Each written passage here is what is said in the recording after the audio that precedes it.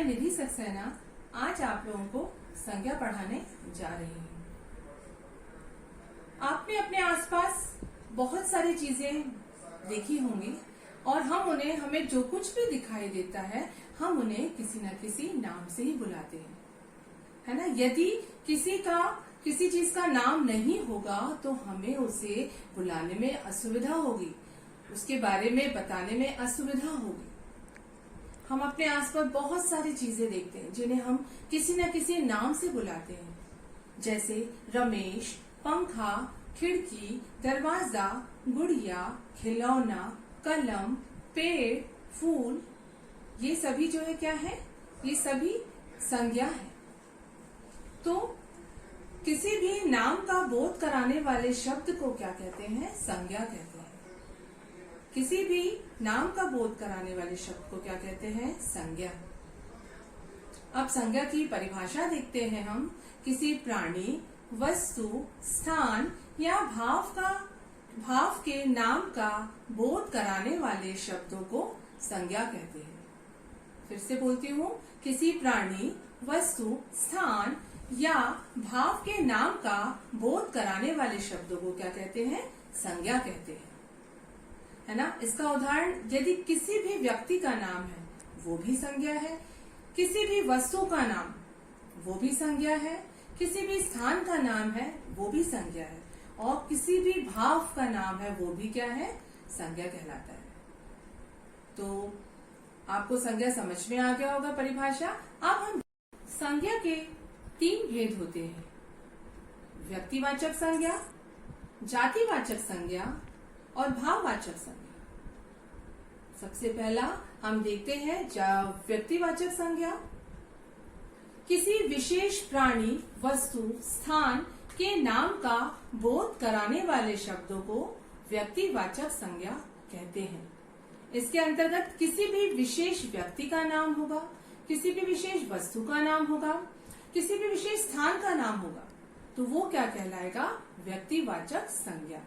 जैसे उदाहरण देखते हैं, सूर्य, पृथ्वी, दिनेश, नेहा, लाल बहादुर शास्त्री, सुभाष चंद्र बोस, अक्षरधाम, हिंदी, बुधवार, होली, हिमालय आदि।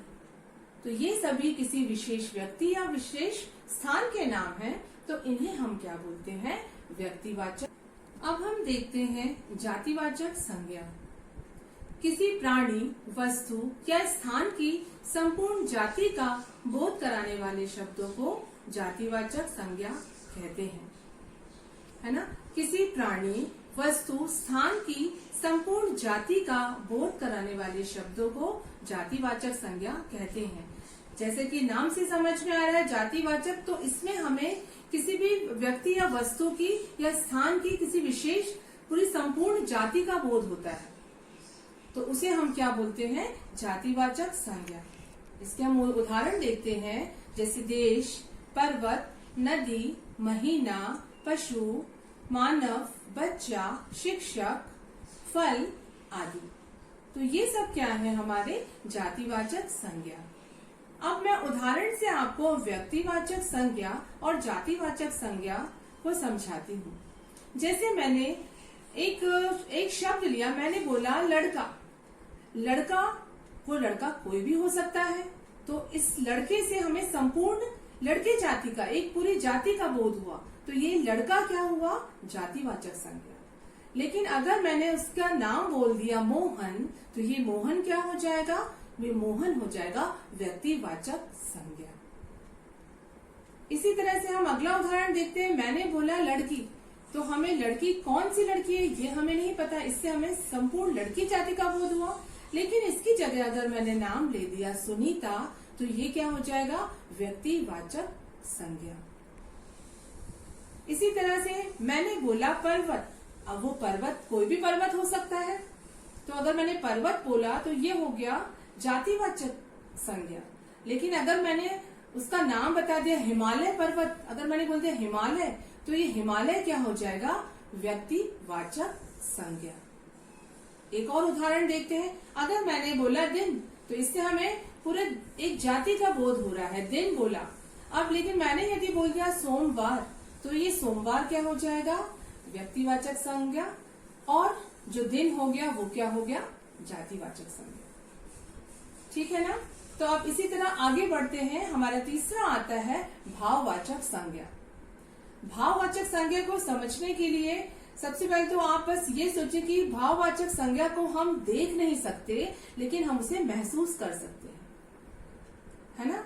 जैसे इसकी हम परिभाषा देखते हैं, किसी व्यक्ति, वस्तु या स्थान के गुण दोष, दशा आदि का बोध कराने वाले शब्दों को भाववाचक संज्ञा कहते हैं। किसी व्यक्ति, वस्तु या स्थान के गुण दोष, दशा आदि का बोध कराने वाले शब्दों को भाववाचक संज्ञा कहते हैं। अब हम भाववाचक संज्ञा के उदाहरण देखते हैं। उदासी, ठंडक, बुढ़ापा, बचपन, खुशी, दुख, जीत, हार, आनंद, दया, क्रोध, वीरता, शांति आदि। इन सभी उदाहरणों में हम देखते हैं कि हम इन्हें सिर्फ महसूस कर सकते हैं, लेकिन ये हमें दिखाई नहीं देते। तो ये सभी क्या हो गए, भाववाचक संज्ञा। इन तीनों को याद करने के लिए मैं आपको एक ट्रिक बताती हूँ। जैसे व्यक्तिवाचक संज्ञा को आप समझ लें कि महान इसमें लोग आते हैं, ठीक है। जातिवाचक संज्ञा के लिए जो लोग भीड़ में रहते हैं वो जातिवाचक संज्ञा होगी, और भाववाचक संज्ञा के लिए जो हमें दिखाई नहीं देते वो भाववाचक संज्ञा होगी। तो ये एक याद करने का तरीका है जिसको आप समझ लें। अब हम आगे बढ़ते हैं। जातिवाचक संज्ञा के अंतर्गत दो और संज्ञाएं आती हैं, जिनमें से एक है, पहली है द्रव्यवाचक संज्ञा और दूसरी है समुदायवाचक संज्ञा। द्रव्यवाचक संज्ञा को देखते हैं। किसी द्रव्य, धातु, पदार्थ आदि का बोध कराने वाले शब्दों को द्रव्यवाचक संज्ञा कहते हैं।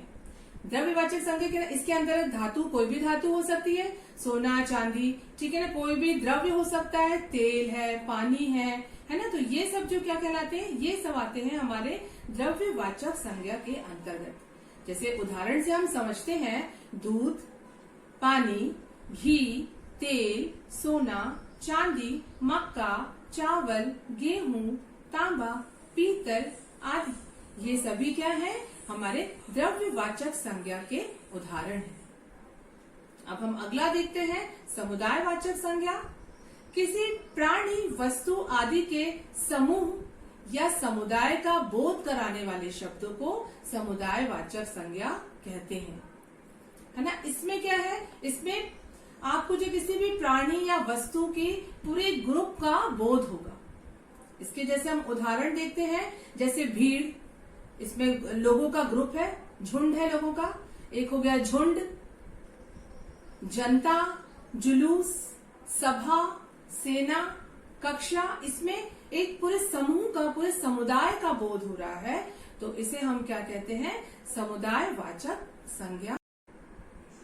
इसी तरह से हम जातिवाचक संज्ञा से, सर्वनाम विशेषण से भाववाचक संज्ञा भी बना सकते हैं। जैसे मैं एक दो उदाहरण बताती हूँ। जैसे नारी जातिवाचक संज्ञा है, उससे भाववाचक संज्ञा बनी नारित्व। माता जातिवाचक संज्ञा है, उससे भाववाचक संज्ञा बना मातृत्व। बच्चा जातिवाचक संज्ञा है, इससे भाववाचक संज्ञा क्या हुई, बचपन। बूढ़ा जातिवाचक संज्ञा है, इससे भाववाचक संज्ञा क्या हुई, बुढ़ापा। तो इसी तरह से हम जातिवाचक संज्ञा से भाववाचक संज्ञा बना सकते हैं। मुझे उम्मीद है आपको ये संज्ञा अच्छे से समझ में आ गया होगा। तो